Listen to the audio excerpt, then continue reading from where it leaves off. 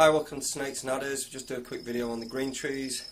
We asked the other day if there was anything people wanted us to go over, and one of the things was raising neonatal green trees. To be honest, if you've got neonatal green trees, you've probably had a litter of eggs, which means you've bred your green trees, which means you've kept your snakes for years, and no doubt kept other species, so no point teaching you how to suck eggs. What's probably better is, if you're going to buy a green tree from a shop or from a breeder, no breeder or shop worth their salt is going to sell you an animal that's not already established. It's not in our interests, it doesn't exactly forge good customer relations, and it's not going to do our reputation any good either. So the shops or breeders will have established the animals as feeding on defrost food for you. Trick is you keep them going.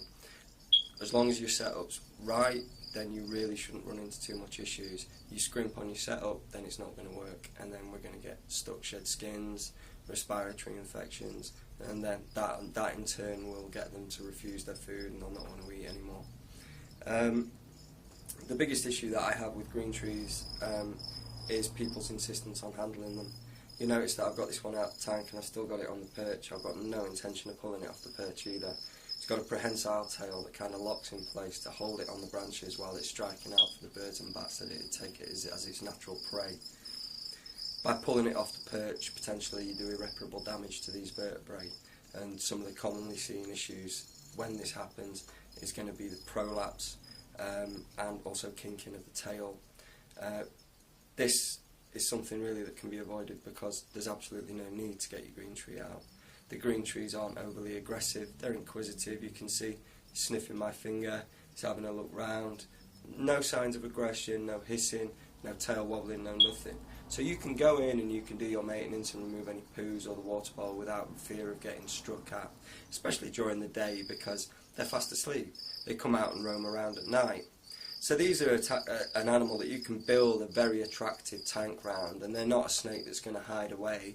They'll sit in the middle of the branch looking beautiful like a jewel of the rainforest. They're some of the most absolutely gorgeous snakes that money can buy. I mean, such as this one with all the blue down its back, it's just a sight to behold, you know. They'll mature to probably be about 5 feet long, and due to their strict temperature and humidity requirements, we would still class these as advanced level snakes. But I maintain, as long as your setup is correct, then realistically you should have no problems raising green trees whatsoever.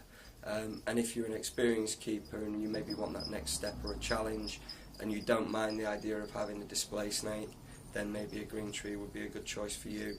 These aren't to be confused with emerald tree boas, which for some reason get grouped with the green trees, and they're a completely different bag to keep.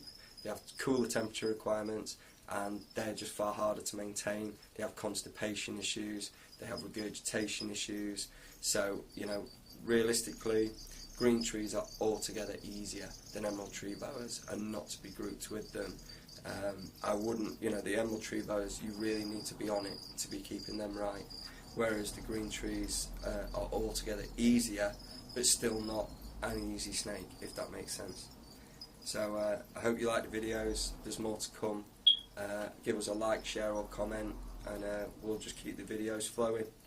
Thanks a lot. Cheers.